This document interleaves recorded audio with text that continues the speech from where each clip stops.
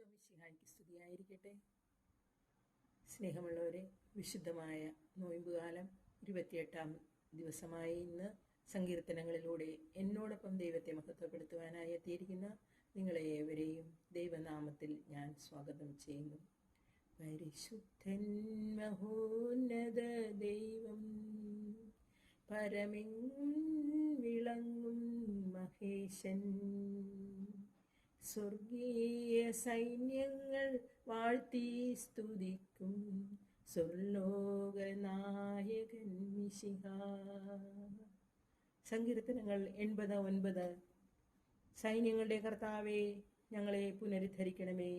അങ്ങയുടെ മുഖം പ്രകാശിക്കുകയും ഞങ്ങൾ രക്ഷപ്പെടുകയും ചെയ്യട്ടെ. ഇന്ന് നമുക്ക് സങ്കീർത്തനങ്ങളിലേക്ക് നമുക്കിന്ന് പ്രാർത്ഥിക്കുവാനായിട്ടുള്ള സങ്കീർത്തന ഭാഗങ്ങൾ സങ്കീർത്തനം 80 മുതൽ 82 വരെയാണ്.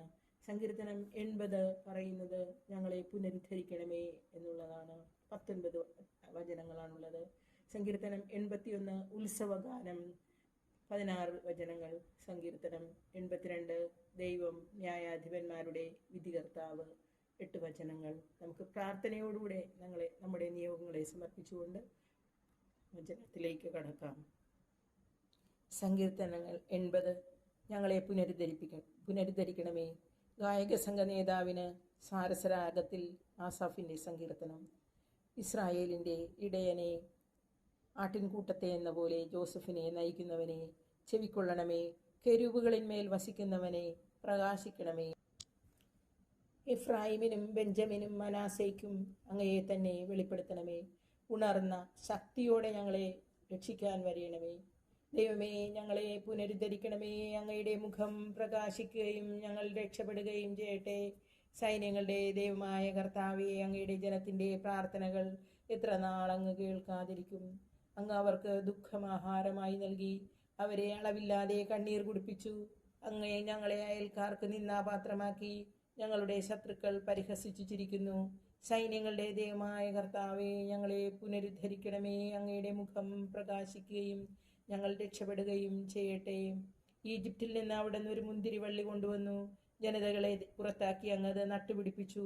അവിടെ നിന്ന് അതിനു വേണ്ടി തടമൊരുക്കി. അത് വേരൂന്നി വളർന്നു, ദേശം മുഴുവൻ പടർന്നു. അതിൻ്റെ തണൽ കൊണ്ട് പർവ്വതങ്ങളും അതിൻ്റെ ശാഖകൾ കൊണ്ട് കൂറ്റൻ ദേവദാരുക്കളും മൂടി.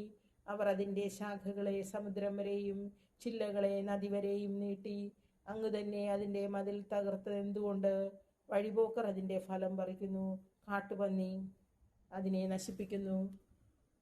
സകല ജന്തുക്കളും അതിനെ തിന്നുകളയുന്നു. സൈന്യങ്ങളുടെ ദൈവമേ, ഞങ്ങളിലേക്ക് തിരിയണമേ. സ്വർഗത്തിൽ നിന്ന് നോക്കിക്കാണണമേ. ഈ മുന്തിരിവള്ളിയെ, അങ്ങയുടെ വലത്ത് കൈ നട്ട ഈ മുന്തിരിവള്ളിയെ പരിഗണിക്കണമേ. അവർ അതിനെ അഗ്നിക്കിരയാക്കുകയും വെട്ടിവീഴ്ത്തുകയും ചെയ്തു. അങ്ങയുടെ മുഖത്തു നിന്ന് വരുന്ന ശാസനയാൽ അവർ നശിച്ചു പോകട്ടെ.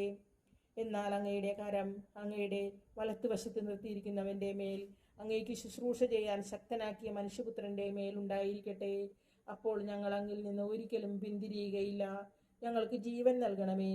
ഞങ്ങൾ അങ്ങയുടെ നാമം വിളിച്ചപേക്ഷിക്കും. സൈന്യങ്ങളുടെ ദൈവമായ കർത്താവേ, ഞങ്ങളെ പുനരുദ്ധരിക്കണമേ. അങ്ങയുടെ മുഖം പ്രകാശിക്കുകയും ഞങ്ങൾ രക്ഷപ്പെടുകയും ചെയ്യട്ടെ. സങ്കീർത്തനങ്ങൾ 81 ഉത്സവഗാനം. ഗായക സംഘ നേതാവിന് ഗിത്യരാഗത്തിൽ ആസാഫിൻ്റെ സങ്കീർത്തനം. നമ്മുടെ ശക്തി കേന്ദ്രമായ ദൈവത്തെ ഉച്ചത്തിൽ പാടിപ്പുകഴ്ത്തുവിൻ. യാക്കോബിൻ്റെ ദൈവത്തിന് ആനന്ദത്തോടെ ആർപ്പു വിളിക്കുവിൻ. തപ്പുകൊട്ടിയും കിന്നരവും വീണയും ഇമ്പമായി വീട്ടിയും ഗാനമുതിർക്കുവിൻ. അമാവാസിയിലും നമ്മുടെ ഉത്സവദിനമായ പൗർണമിയിലും കാഹളമൂതുവിൻ. എന്തെന്നാൽ അത് ഇസ്രായേലിലെ ചട്ടവും യാക്കോബിൻ്റെ ദൈവം നൽകിയ പ്രമാണവുമാണ്. ഈജിപ്തിലേക്ക് തിരിച്ചപ്പോൾ ജോസഫിനും അവിടുന്ന് ഈ നിയമം നൽകി. അപരിചിതമായ ഒരു ശബ്ദം ഞാൻ കേൾക്കുന്നു. ഞാൻ നിന്റെ തോളിൽ നിന്ന് ഭാരം ഇറക്കി വെച്ചു. നിന്റെ കൈകളെ കുട്ടയിൽ നിന്നും വിടുവിച്ചു. കഷ്ടകാലത്ത് നീ വിളിച്ചപേക്ഷിച്ചു, ഞാൻ നിന്നെ മോചിപ്പിച്ചു.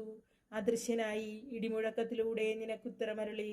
മെരീബ ജലാശയത്തിനരികെ വെച്ച് ഞാൻ നിന്നെ പരീക്ഷിച്ചു. എൻ്റെ ജനമേ, ഞാൻ മുന്നറിയിപ്പ് നൽകുമ്പോൾ ശ്രദ്ധിച്ചു കേൾക്കുക. ഇസ്രായേലേ, നീ എൻ്റെ വാക്ക് കേട്ടിരുന്നെങ്കിൽ നിങ്ങളുടെ ഇടയിൽ അന്യദേവന്മാരുണ്ടാകരുത്.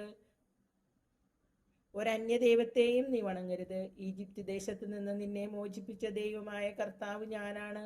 നീ വായ തുറക്കുക, ഞാൻ നിനക്ക് ഭക്ഷിക്കാൻ നൽകാം. എന്നാൽ എൻ്റെ ജനം എൻ്റെ വാക്ക് കേട്ടില്ല, ഇസ്രായേൽ എന്നെ കൂട്ടാക്കിയില്ല. അതിനാൽ അവർ തന്നിഷ്ടപ്രകാരം നടക്കാൻ ഞാൻ അവരെ അവരുടെ ഹൃദയ കാഠിന്യത്തിന് വിട്ടുകൊടുത്തു. എൻ്റെ ജനം എൻ്റെ വാക്ക് കേട്ടിരുന്നെങ്കിൽ, ഇസ്രായേൽ എൻ്റെ മാർഗത്തിൽ ചരിച്ചിരുന്നെങ്കിൽ, അതിവേഗം അവരുടെ വൈരികളെ ഞാൻ കീഴ്പ്പെടുത്തുമായിരുന്നു. അവരുടെ ശത്രുക്കൾക്കെതിരെ എൻ്റെ കരം ഉയർത്തുമായിരുന്നു. കർത്താവിനെ വെറുക്കുന്നവർ അവിടത്തെ കാൽക്കൽ വീഴുമായിരുന്നു. അവരുടെ ശിക്ഷ എന്നേക്കും നിലനിൽക്കുമായിരുന്നു. ഞാൻ മേൽത്തരം ഗോതമ്പ് കൊണ്ട് നിങ്ങളെ തീറ്റിപ്പോറ്റുമായിരുന്നു. പാറയിൽ നിന്നുള്ള തേൻ കൊണ്ട് നിങ്ങളെ സംതൃപ്തരാക്കുമായിരുന്നു. സങ്കീർത്തനം 82. ദൈവം ന്യായാധിപന്മാരുടെ വിധികർത്താവ്. ആസാഫിന്റെ സങ്കീർത്തനം. ദൈവം സ്വർഗീയ സഭയിൽ ഉപവിഷ്ടനായിരിക്കുന്നു. അവിടുന്ന് സ്വർഗവാസികളുടെ ഇടയിലിരുന്ന് ന്യായം വിധിക്കുന്നു. നിങ്ങൾ എത്ര കാലം നീതിവിരുദ്ധമായി വിധിക്കുകയും ദുഷ്ടരുടെ പക്ഷം പിടിക്കുകയും ചെയ്യും? ദുർബലർക്കും അനാഥർക്കും നീതി പാലിച്ചു കൊടുക്കുവിൻ. പീഡിതരുടെയും അഗതികളുടെയും അവകാശം സ്ഥാപിച്ചു കൊടുക്കുവിൻ. ദുർബലരെയും പാവപ്പെട്ടവരെയും രക്ഷിക്കുവിൻ. ദുഷ്ടരുടെ കെണികളിൽ നിന്ന് അവരെ മോചിപ്പിക്കുവിൻ.